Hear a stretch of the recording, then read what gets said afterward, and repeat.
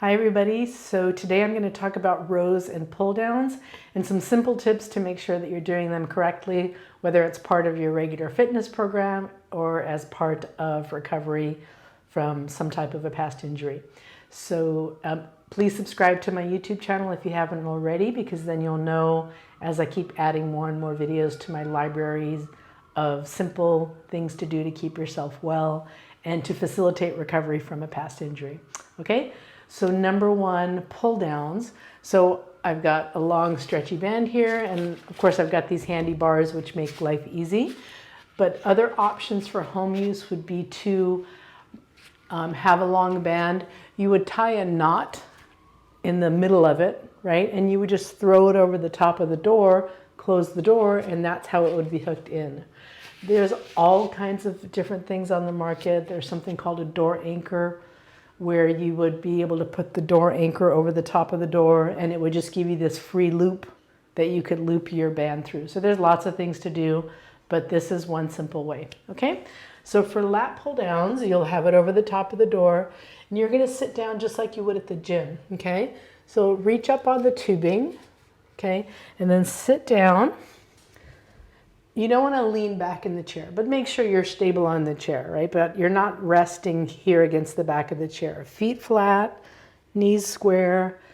And then for a minute, just look at my lower back. I don't want you to be overly arched, so relax your lower back. Be heavy on your hips on the chair, okay? And then draw the shoulders away from the ears. So you want to make sure that your shoulders are away from the ears. So that's your setup. And then you just pull down, keeping the shoulders away from the ears and not arching the lower back. It's tempting to do, I'll do it once, it's tempting to do this, right? Don't do that. Relax your lower back.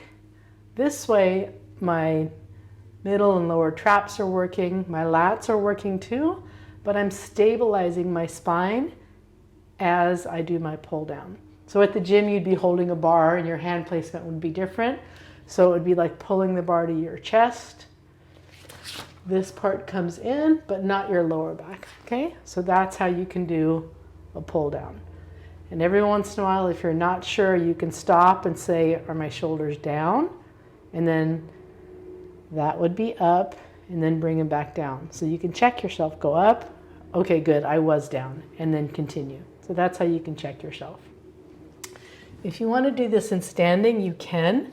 I actually like it better in sitting, but you can do this in standing. You just run out of room a little bit. You won't have quite the excursion. Okay, so that's a pull down. Great for upper back, recruitment, postural muscles, like if you're spending too much time leaning over your computer or your desk, this is a great thing to work on. For the rows, I'm going to take my band down. So while I have this off, if you were doing this over your doorway, you would take it like this. You would make a knot in it. And then now that knot, you would toss it over the top of the door and close the door. So the knot would get stuck on the other side of the door, and those would be your handles, okay? Like I said, there's so many things on the market for home use. So you can just, you may already have something, or you can look on Amazon and shop around a little bit. So for rows, so if I'd had the knot and I was using the door, I would put it in the side of the door so it would come at me anywhere from shoulder height to about waist height is where you want to do the rows from. So I'm going to use here. And it's also okay to vary the height a little bit when you do the exercise, because it's going to do a slightly different recruitment in the muscles. So stand with your feet wide apart so you're stable, at least hip width apart, shoulders down. And now here I should activate my stomach muscles, because if not, I'm just going to go like that and stick my stomach out. So you want to feel like you're stabilizing yourself from your abdominal wall. Shoulders down, and then pull back and go forward. So my stomach muscles are working to stabilize me as I draw the shoulder blades back. Notice I'm not taking the elbows back very far, because what tends to happen is if you go beyond here, a lot of times the shoulders will fall forward. They'll come up and forward, okay? So just be aware of that. So if you feel like you can keep the shoulders down and the neck long and go farther back, go ahead. But I would say if you're starting out, especially if you're recovering from any type of injury or pain, and just go about to the side of your body. And then every once in a while, stop, breathe, relax the shoulders down, just sort of check yourself, start over. Okay, so that would be rows, standing. You can also do them sitting, okay? So I'm gonna do it sitting, and I'm gonna leave the band right where it is. So this ends up being relatively higher than me. So it's almost like a cross between a pull down and a row. So remember I said it's okay to change the height a little bit. So it's good for you to mix up the mechanics a little bit so that you're working and recruiting different muscles. So watch my lower back.